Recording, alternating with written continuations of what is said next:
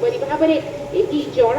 जे जेतेबेले तळुकु खसी आसुची सत्य जेपरि सृष्टि हेउछन्ति त्रिवेणी एवं एही त्रिवेणी जलरे जे अवगाहन करिवे आसिकरी तार समस्त पाप धौत हेब देवतांकर आशीर्वाद मिलिब आंतरिक शुद्धि हेब कुहा जाए जो माने काक बंधा माने गोटे संतान जन्म करे से माने बंधा होइछन्ते तांकर संतानटी मरि जाइछि से माता मध्य संतानवती हेबार आशा थाए एही जल को सेवन करिबा द्वारा एवं एही जल सेवन रे मनुष्यर सबु पाप धोइ जाए कारण जे ब्रह्मंकर श्रीअंग को स्पर्श करिछि से जल कोन साधारण जल से जल जे केते पवित्र जल ताकू जे आस्वादन करिथिबो से ही केवल उपलब्धि करि परिबो दृष्टिगोचर होउछन्ति तीन विग्रह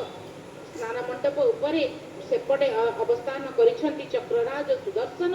समस्त आदि चलचंचल उभय भक्त